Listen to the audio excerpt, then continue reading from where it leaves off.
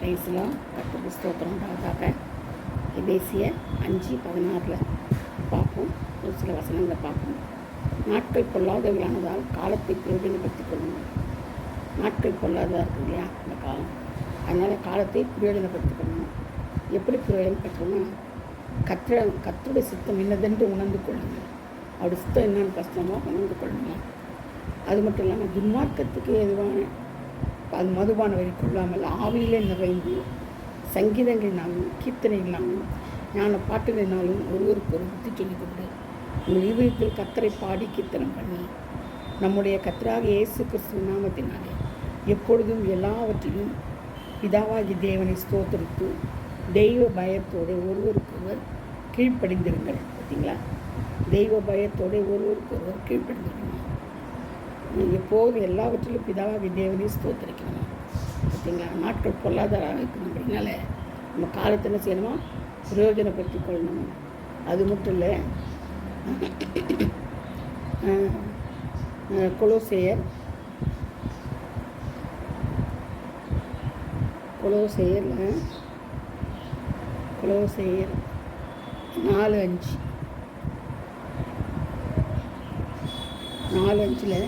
புறம்பே இருக்கிறதுக்கு முன்பாக ஞானமாக நடந்து காலத்தை பிரயோஜனப்படுத்திக் கொள்ளணும். யாருக்கு? புறம்பே இருக்கிறவர்களுக்கு முன்பாக, அதாவது யார் புறஞ்சாதியாக இருக்கார் முன்பாக ஞானமாக நடந்து காலத்தை பிரயோஜனம். அவங்க மற்றவங்க பார்க்குறாங்க இல்லையா, நம்முடைய நடத்தைகள், நம்முடைய செயல்கள், நம்முடைய வழிகள் எல்லாவற்றையும் ஆண்டவர் பின்பற்றணுமா, இவங்க கிறிஸ்தவம் தானா அப்படின்ற புறமதஸ்தர் என்ன பண்ண நம்மளை பார்க்குறாங்க. அதனால் என்ன செய்யணுமா, ஞானமாக நடந்து காலத்தை பிரயோஜனப்படுத்திக்கணும். ஞானமாக நடக்கணும்னு சொல்லப்பட்டிருக்கு இல்லையா. அதனால் நம்முடைய வசனம் எப்போது கிருபை பொருந்தினதாயும் உப்பால் சாரமற்றதுமாக இருப்பதாக. பார்த்தீங்களா, ஆண்டவர் எப்படி சொல்லியிருக்கிறாரு. அது மட்டும் இல்லாமல் கலாத்தியர் 6:2 கூட சொல்லப்பட்டிருக்குது. கலாத்தியர் 6:2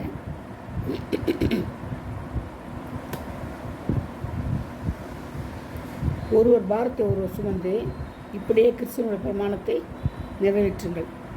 ஒரு பாரத்தை ஒருவர் சுமக்கணுமா, நம்ம அதுக்கு தயாராக இருக்கிறோமா? நம்ம என்ன சொல்கிறோம், அவனால் தன் பாரத்தை சுமப்பானே, அவனால் சுமந்துட்டோம்னு சொல்கிறோம். அப்போ நம்ம எப்படி அவன் போய் சுமக்க முடியும் அப்படின்னு சொல்கிறோம். அப்படிலாம் கிடையாது. அது அர்த்தம் என்னென்னா, அவன் நம்மளோட சகோதரன் தானே. அதனால் அவர் பாரத்தை கேட்டு அவங்க விசாரித்து அவங்கள சீர்படுத்தும்படி பண்ணணும். யாதொரு குற்றத்தில் அகப்பட்டாலும் ஆவிக்குரியவர்களாகி நீங்கள் சாந்தமுள்ள ஆவியோடு அப்படிப்பட்டவர்களை தீர்ப்பு பண்ணுங்கள். நீயும் சோதிக்கப்படாதபடிக்கு உன்னை குறித்து எச்சரிக்கையாயுது. ஒரு பாரத்தை ஒரு சுமந்து இப்படியே கிறிஸ்துவனுடைய பிரமாணத்தை நம்ம ஒருத்தர் சகோதரத்துவமாக இருந்து என்ன செய்யணும், கிறிஸ்துவின் உபதேசத்தை நிறைவேற்றும் பிரமாணத்தை நிறைவேற்றிக் கொள்ளணும். அது மட்டும் இல்லாமல் 2 தீமோத்தேயு 2:6 பார்க்கலாம். 1 கொரிந்தியர் 1:18 அப்புறம் பார்த்தோம்னா என்ன சொல்லப்பட்டிருந்தா, சிலையை பற்றி உபதேசம் கெட்டுப்பொருளுக்கு பைத்தியமாக இருக்கணும்.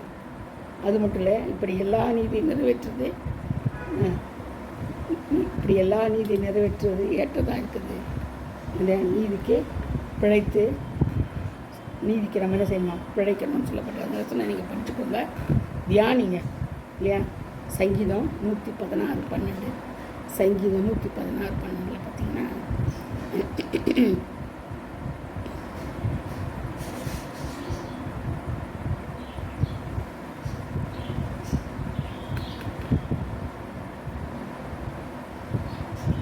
ஒவ்வொரு காரியங்கள் ஆண்டவர் வெளிப்படையாக சொல்லப்பட்டிருக்குது.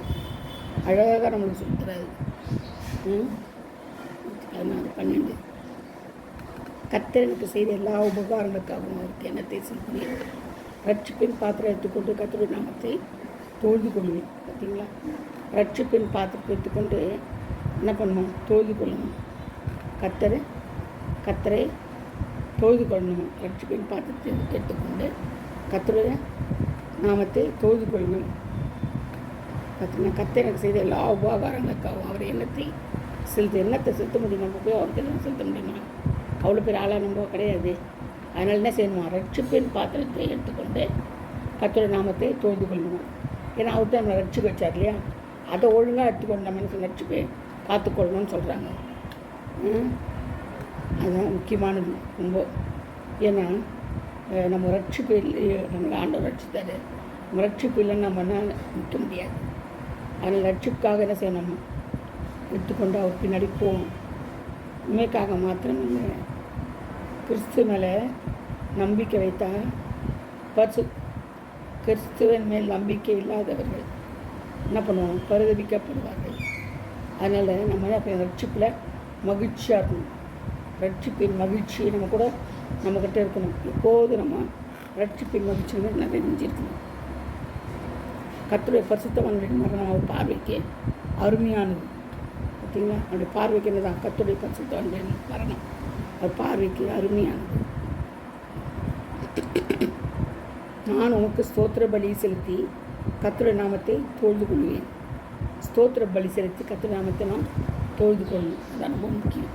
எப்போதும் அவருடைய நாமத்தை தொழுது கொள்ளணும். எப்படி? ஸ்தோத்திர பலி செலுத்தி அவருடைய நாமத்தை தொழுது கொள்ளணும். ஸ்தோத்திர பலி தான் செலுத்தணும். அப்போ தான் நம்ம என்ன பண்ண முடியும்? பல்லவத்துக்கு போக முடியும். எந்நேரம் அவருடைய நாமத்தை தொழுது கொள்ளணும். பொருத்தனைகள் செலுத்தி பொருத்தனைகள் பண்ணி நம்ம என்ன செய்யலாம்? அவருடைய நாமத்தை தொழுது கொள்ளலாம். சரியா? அது மட்டும் இல்லை, எந்த மனுஷனும் பொய்யன் என்றேன் மனக்கலக்கத்திலே சொல்லி கர்த்தர் செய்த எல்லா உபகாரங்களுக்கும் அவருக்கு என்னத்தை செலுத்தினேன். ரட்சிப்பின் பாத்திரத்தை எடுத்துக்கொண்டு சுமந்து வருவேன். அது மட்டும் இல்லை, நான் கர்த்தருடைய ஜூர் தேசத்திலே நடப்பேன். விசுவாசித்தேன், அவையால் பேசுகிறேன். நான் மிகுதியும் என் ஆத்தும மனத்துக்கும் என் கண்ணை கண்ணீருக்கும் காலை இடர்களுக்கும் தப்பி வைத்தேன்.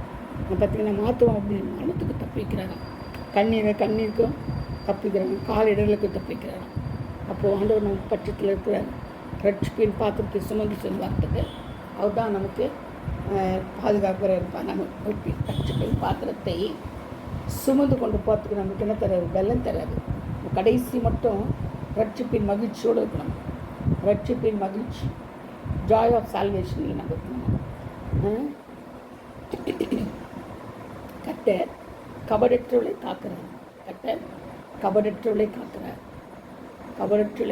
பார்த்தீங்களா? அது மட்டும் இல்லை, கர்த்தர் கிருபையும் நீதியும் உள்ளவர்.